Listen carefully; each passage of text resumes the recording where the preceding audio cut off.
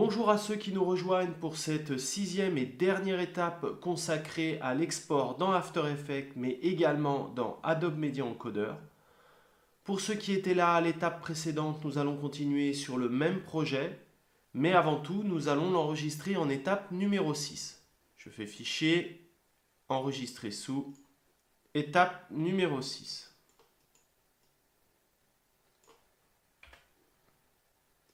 Alors comme vous pouvez le constater, il y a une légère différence d'interface par rapport aux étapes précédentes. Vous voyez maintenant les liserés sont bleus et plus jaunes. Le timecode aussi est bleu. Certains icônes ont légèrement changé. C'est tout simplement parce que je suis passé sur la mise à jour d'octobre de la CC 2014. Alors fondamentalement, ça n'a pas changé grand-chose ici pour notre projet. Alors, maintenant que notre projet est terminé, nous allons pouvoir l'exporter correctement. Tout d'abord en utilisant After Effects, puis je vous montrerai avec Adobe Media Encoder. Alors dans After Effects, pour exporter un projet, c'est très simple. Vous allez dans Composition, Ajouter à la file d'attente de rendu. Et automatiquement, vous voyez, il nous ouvre la file d'attente. Alors la file d'attente, comment elle fonctionne? Vous voyez ici dans le module de sortie non destructif. Je clique ici, voilà. Et à quoi me servent les paramètres du module de sortie? Eh bien, tout simplement à choisir mon format de sortie. Alors, dans un premier temps, nous allons faire un export QuickTime. Donc, on va choisir Format, QuickTime. On va ensuite aller chercher le codec, option de format. Et on va choisir ici notre codec. Il est déjà sur H264, pas de problème. Mais ici, vous avez la liste de tous les codecs disponibles sur votre machine. Alors bien entendu, cette liste varie d'une machine à une autre.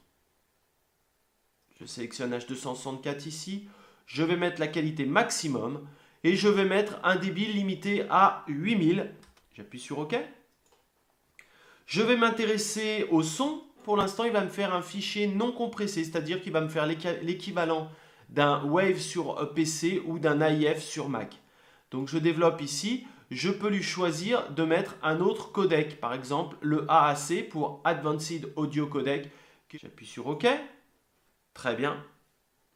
Et j'appuie sur OK ici. Bien sûr, à chaque fois que vous aurez à faire un export dans After Effects, il faudra décider où est-ce que vous souhaitez enregistrer ce fichier. Ici, je vais appuyer sur la destination, Destine ici, vous voyez, je clique ici. Je vais me créer un dossier ici, nouveau dossier que je vais appeler rendu. Donc là, on va l'appeler mon balancier. J'appuie sur enregistrer.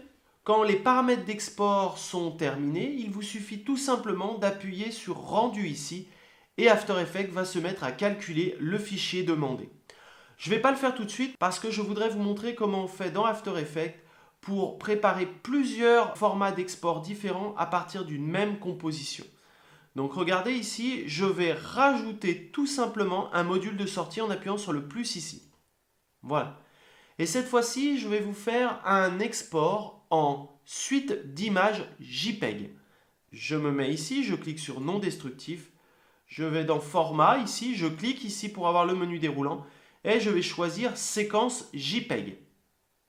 Ensuite, je vais définir les options de mon format. Voilà. Je vais lui demander la qualité maximum ici. Et je vais appuyer sur OK. Alors, il n'y a bien sûr pas de paramètres audio quand vous faites une suite d'images. Il n'y aura pas d'audio exporté, ce qui est tout à fait normal. Donc, j'appuie sur OK. Voilà. Et regardez automatiquement ce qu'il m'a fait. Il m'a automatiquement prévu un export dans un sous-dossier. Ça, c'est très pratique quand vous faites une suite d'images. Regardez, si je clique ici, automatiquement, il m'a mis dans le même dossier, rendu, ici, que j'ai créé. Mais en même temps, il va me créer un sous-dossier qui va s'appeler principal. Alors moi, bien sûr, je vais renommer ma suite d'images. Je vais appeler ça mon balancier. Voilà. Et je vais appeler ça export JPEG. Donc automatiquement, il me créera un sous-dossier. Je fais enregistrer. Maintenant, si je veux faire un export, il me suffit tout simplement d'appuyer sur rendu et il va calculer l'image. Là, en l'occurrence, il me fait pour un seul calcul 2 exports d'images. Donc si vous avez besoin pour la même composition de faire plusieurs types de sorties différentes, il faut utiliser la méthode que je vous ai montrée. Le rendu est terminé. Je vais tout de suite aller vérifier dans mes fichiers si tout est OK. Comme vous pouvez le constater ici, il m'a bien fait mes deux rendus, mon fichier Move, ici, et mon export ensuite d'image. On va revenir tout de suite à After Effects. Alors avant d'aller plus loin, j'aimerais voir avec vous comment on fait pour exporter une couche alpha. Pour ce faire, j'ai créé un projet qui s'appelle Les Principes Alpha. Alors d'abord, qu'est-ce que c'est qu'une couche alpha? Une couche alpha, c'est une couche de transparence. Comme vous pouvez le voir ici, j'ai mon logo qui tourne en boucle. Donc je voudrais sauvegarder cette animation avec la couche de transparence dans un fichier. Alors pour ce faire, il va falloir faire un export particulier. Alors au départ, ça commence pareil, composition, ajouter à la file d'attente, OK. Et on va aller chercher dans le module de sortie un format QuickTime particulier. Dans les options du format ici, on va aller chercher un codec vidéo. Alors il faut choisir impérativement un codec qui accepte les couches alpha. Dans les fichiers QuickTime, il n'y en a pas 50. Moi, j'utilise assez exclusivement le PNG. Ici, je fais OK. Voilà. Et il est important de regarder cette zone-là. Dans cette zone-là, vous allez choisir RVB plus alpha. OK? En gros, vous allez lui demander de prendre toutes les couleurs et de lui appliquer la couche alpha. Voilà. Alors là, en l'occurrence, pour le son, je vais le désactiver parce que je n'ai pas de son dans cette animation. J'appuie sur OK. Et maintenant, il me suffit tout simplement d'aller choisir ma destination. Et je vais l'appeler logo boucle alpha. Et j'appuie sur enregistrer. Très bien, je vais faire le rendu, ça va être assez rapide. Voilà. Et pour vérifier qu'effectivement nous avons bien créé un fichier vidéo qui possède une couche de transparence, nous allons tout simplement faire clic droit, importation fichier, et on va aller chercher le fichier logo boucle alpha et je vais faire importer. Alors regardez, en double-cliquant ici, je vais pouvoir faire apparaître mon métrage ici. Vous voyez, il y a une fenêtre métrage qui est apparue, sans forcément la mettre dans une composition pour pouvoir voir si elle possède une couche alpha. Et vous voyez, si je coche la grille de transparence ici pour voir s'il y a quelque chose, eh bien vous voyez qu'en fait, il y a bien une couche alpha ici.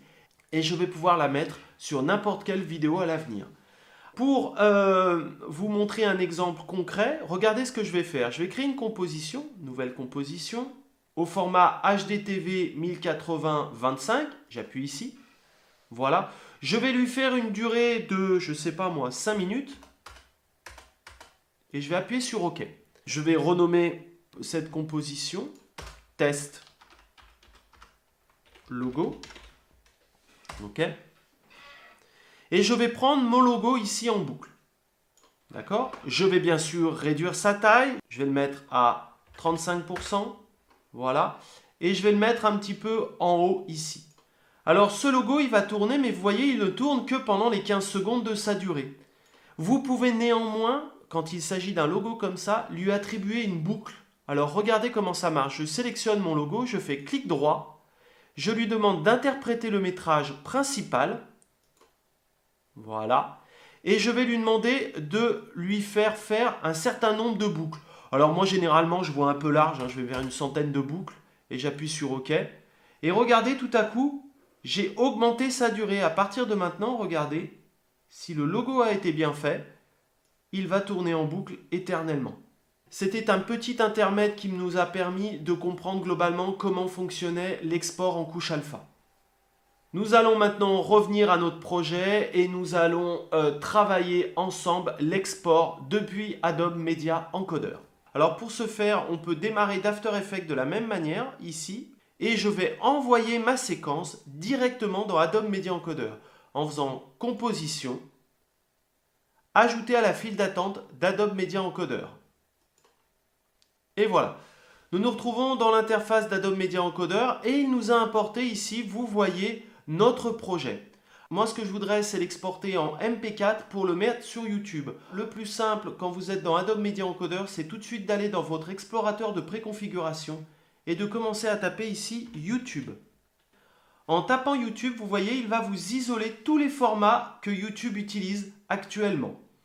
Donc regardez ici, j'ai YouTube 1080p HD, c'est exactement le format qu'il me faut. Je clique, je reste appuyé et je viens le déposer sur la ligne ici. Et regardez, il va me changer l'encodage. D'accord? Je vais cliquer ici, voilà, pour aller choisir où est-ce que je veux l'enregistrer. Et je vais l'appeler mon balancier YouTube. J'appuie sur enregistrer ici. Et ensuite, j'ai juste à lancer le rendu ici et il va me calculer mon fichier sans aucun problème. Alors, comme vous pouvez le voir, l'utilisation d'Adobe Media Encoder est assez simple ici. Mais avant d'en terminer avec Adobe Media Encoder, je voudrais juste vous montrer comment vous faites pour importer un projet After Effects directement. Vous allez dans Fichier, ajouter une composition After Effects. Voilà. Moi, je veux l'étape 6. Je choisis ici celui que je veux, la composition principale. J'appuie sur OK. Et regardez, il m'importe ici la composition en question. Il vous suffit de refaire la même manip, de choisir la destination comme précédemment. Et vous pouvez lancer votre encodage. Bon, je ne vais pas le faire ici, on a compris globalement le principe. J'espère que cette série de tutoriels vous a plu et que vous avez pu en apprendre un maximum sur After Effects. Le prochain tutoriel de Creative Craft sera consacré à l'animation d'un logo dans After Effects, mais également en utilisant Cinema 4D Lite. À très vite sur Creative Craft.